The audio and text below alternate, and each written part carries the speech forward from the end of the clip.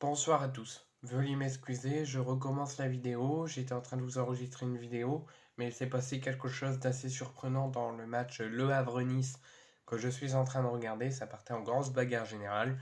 Donc j'ai coupé la vidéo et j'ai préféré vous la refaire.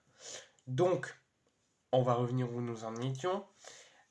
Cet après-midi, Manchester City nous a réservé une très grosse surprise. Il recevait sur son terrain Crystal Palace à l'Etihad Stadium afin de mieux préparer le déplacement au Japon face à l'Urawa Red Diamonds lors de la Coupe du Monde des clubs dans quelques jours.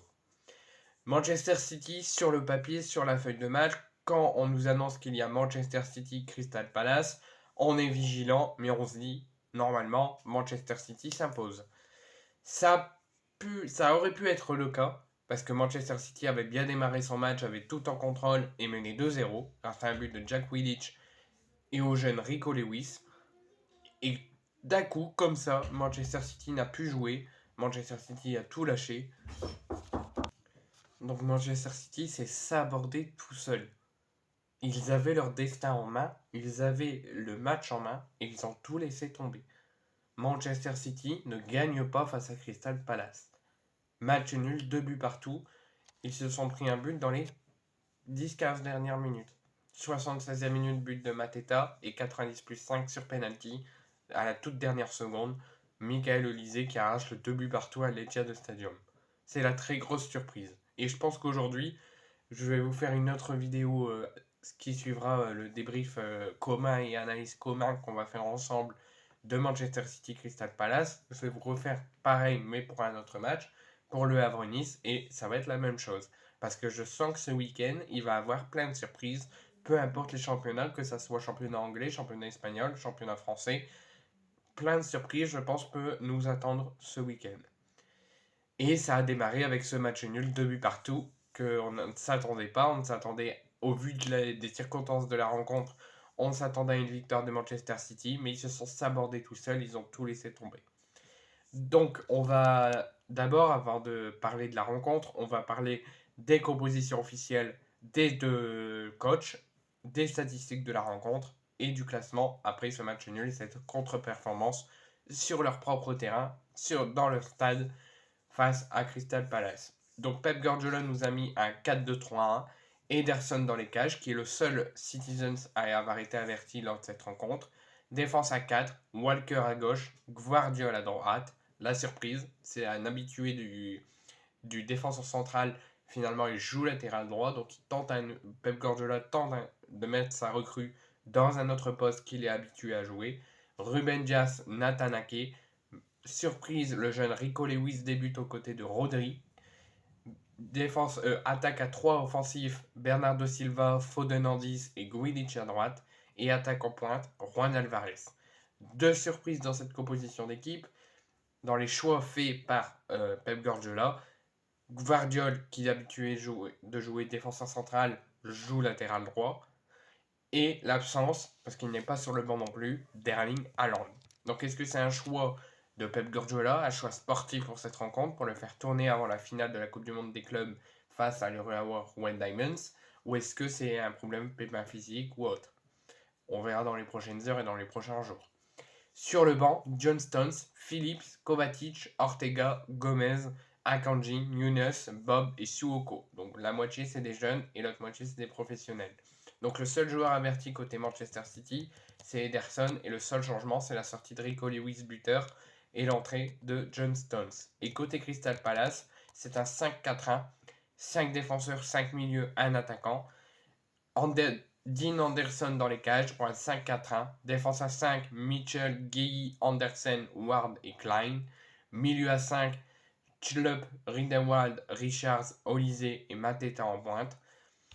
Sur le banc, Eze, Franchka, Ahamada, Ozo, Tompkins, Ebiui, Matthews, Abraola et Abedomi.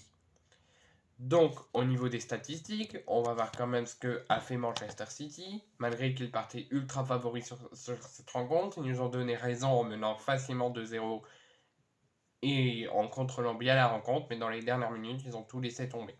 Pourquoi? Donc au niveau des statistiques, c'est une très forte domination malgré le résultat de Manchester City, avec 19 tirs à 5 pour Manchester City. Et sur les 19 tirs de Manchester City, il y en a 9 cadrés. Et sur les 5 tirs de Crystal Palace, il y en a seulement 2 cadrés. Au niveau de la possession, il y a 75% de possession pour City et seulement 25% pour Crystal Palace. Quand je vous dis qu'il ne faut jamais compter sur les statistiques ou compter au niveau mathématique dans un match de football, ça ne donne pas la physionomie de la rencontre. La preuve, c'est une entière domination de A à Z de Manchester City et au final, ils ne gagnent pas, ils font 2 buts partout. Et avec cette contre-performance inattendue de Manchester City, qui pouvait, en cas de victoire, monter quasiment à la deuxième place à un point de Liverpool qui va jouer ce week-end, qui va jouer demain. Mais cette contre-performance dans les dernières minutes les laisse sur le podium et les fait perdre de l'avance sur les poursuivants. Ils sont actuellement 4e au bord de l'Europa League avec 34 points, avec 1 point de retard sur Aston Villa et Arsenal et 2 sur Liverpool. Parce que Manchester City est 4e de Premier League après cette contre-performance. Et en ce qui concerne Crystal Palace, ils sont actuellement 15e en 17 journées avec 17 points. 17 journées, 17 points pour Crystal Palace.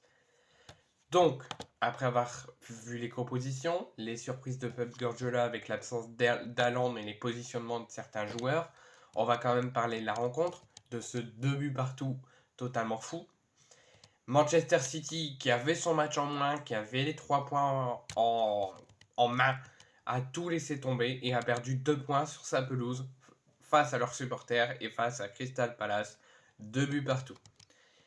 Suite donc de la 17e journée de Premier League, ce samedi, avec déjà un beau multiplex à 16h, après avoir retrouvé le goût de la victoire le week-end dernier en championnat face à Luton Town, face au promu, Manchester City recevait cette fois-ci Crystal Palace avec la ferme intention d'enchaîner avec la bonne performance faite à Luton Town avec la victoire, la ferme intention de récidiver et d'enchaîner un nouveau succès et de mettre la pression sur Liverpool et Arsenal qui vont jouer ce week-end demain. Donc alors pas question pour Pep Guardiola de faire tourner, mais malgré ça il l'a fait avec Guardiola qui fait ses débuts mais pas dans son poste, la titularisation du jeune Rico Lewis, l'absence d'Erling Haaland et de Jeremy Doku aussi. Le technicien espagnol a misé sur une attaque composée de Juan Alvarez, Foden, Bernardo Silva et Grealish. Dans une rencontre pourtant animée, les Citizens ont malgré tout, malgré leur forte domination, le match en main a perdu des points importants. Pourtant, c'est Jack Grealish qui ouvre le score en première période peu avant la demi-heure du jeu. Et si Ederson s'offre une très grosse frayeur à lui et à son équipe en commettant une faute à l'extérieur de la surface auquel il n'a pris qu'un jaune, alors qu'il méritait plus, Manchester City a fini par gérer tranquillement le second acte, mais en faisant même le break grâce au jeune Rico Lewis. Mais voilà, Manchester City a tout perdu dans le temps additionnel et ne rassure pas, même quand il gagne. Et la réduction de l'écart de Mateta a tout changé parce que City a douté, City est dans le mal et s'est fait égaliser à la toute dernière seconde sur penalty pour le 2 buts partout. Donc Pep Guardiola et ses hommes perdent 2 nouveaux points alors qu'ils avaient le match en moins, sortent du podium et c'est une très grosse désillusion. Il faudra vite l'oublier et préparer au mieux le match face à l'Urawa Red Diamonds à la Coupe du Monde des clubs. Mais c'est une très grosse surprise. Ça va être le week-end des surprises, je pense.